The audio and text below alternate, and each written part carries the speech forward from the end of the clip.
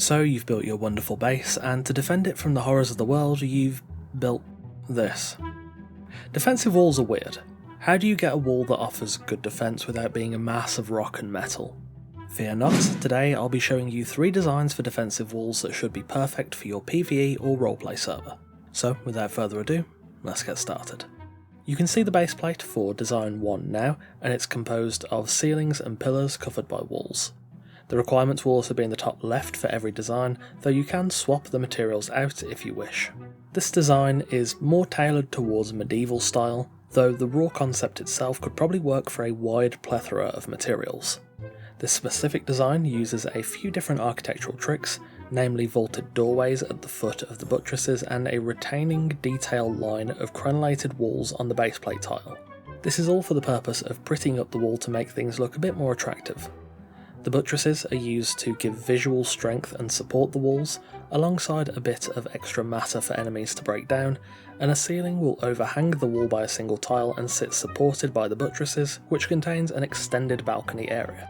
Though this design is quite small in the example I'm showing here, it can be scaled upwards to encompass larger designs. If you wanted to, you could also extract the exterior design and strap it onto the walls of your pre-existing base for a very similar effect. The finished wall has quite a simple yet well-shaped look, which scraps the usual flat design for one that evokes more of an interesting style. You can also build the entrance into one of the buttresses, and due to the scalability, this wall could pretty much hold anything from small townhouses to large castles. The defensive walkway offers ample space for watching over the nearby areas, and if you're concerned about the blind spot between the buttresses, you can easily place down siege cauldrons onto the balconies to damage enemies below. Overall, a nice rustic design that is perfect for protecting your more medieval style builds. The base plate for the second design is on screen now. Again, its ceilings held by pillars and covered by walls, and due to its circular nature it is easily scalable. The idea for this concept is to fit with Greek and Roman builds, though it's quite flexible so it could work with basically any material palette. In particular, I think this design would be good for protecting the base of a tower.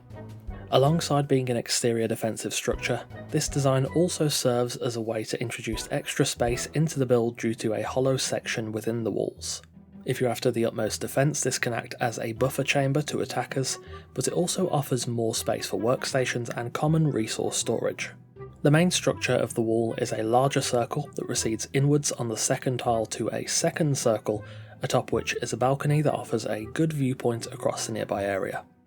Additionally, I later chose to add rising sections on the wedges, which increases the offensive capabilities of archers by opening up their vertical angles. Aesthetically, it further serves to shape the build and make things interesting while still retaining the overall circular design. This defensive wall should work well for the style I've chose, but it should work just as well for pretty much any other material. I did place stairs earlier, but I found it does work much better with a ladder and a hatch frame so as not to cut the balcony in half. The cog-like shape is pretty unique, and the density of the structure provides a lot of visual strength for the base kept within. Overall, a clean design that uses shape and structure well. The third design is meant for your fortresses and castles. The base plate is on screen now, and again it's pillars and ceilings with walls beneath. This design is very typical of castle defences, as we're using a more traditional idea of what a defensive wall should be, that will of course be beautified for aesthetics. I chose storm glass here as it will work quite well for this design due to the nature of the pieces, and of course the presence of the glass windows, though this design could work with almost any other material. It's very easily scalable due to its simple nature, and the turret towers at each corner provide valuable interior space for thralls and workstations, alongside ample space for guards or even defensive installments above. You could also add balconies and platforms for thrall archers to guard the entrance. The core layout at the front of the design is a gatehouse which protects the gate frame within and offers a platform above the gate onto which you could shoot down enemy purgers or add siege cauldrons to further protect the gate. This is the most complex area of the design, as the side and rear walls will be quite simple, running straight with a slight incline towards the back side that sits one tile higher than the front. These sections will be glamorised with triangular buttresses and windows to stop them from looking too boxy. Additionally, the corner towers will have large risers attached to add to the overall shape of this design. In a purely strategic sense, this does kind of reduce sightlines from the top of these towers, but it also looks pretty cool. Seeing as these designs are for PvE and roleplay, we can kind of get away with compromises like that, but if you really want the utmost visibility and you want to keep the risers, you can turn them inwards towards the centre of the castle.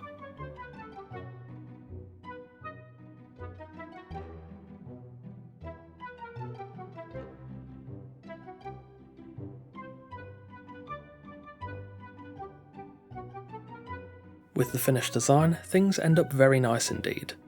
The shape of the towers help to add a nice height difference to the overall structure, and the buttresses along the side walls break up what would otherwise be a pretty monotonous stretch of wall.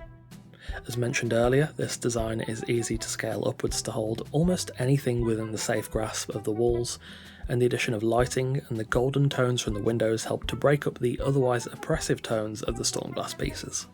And there we have it, 3 defensive wall designs you can use on your PvE or roleplay server. These designs are all fairly adaptable and scalable, and even if you only take certain elements from these walls, that's way better than building 3 tiles of walls and calling it a day. Thanks for watching. If you'd like some more defensive wall designs in the future, do let me know in the comments. This is a topic I've not really covered before, and I think I might be able to come up with some more designs in the future if you guys do want to see that. As always, a massive thanks to our wonderful esteemed coffee cultists for continuing to support the channel over on Patreon. Again, thanks for watching, take care, and I'll see you soon.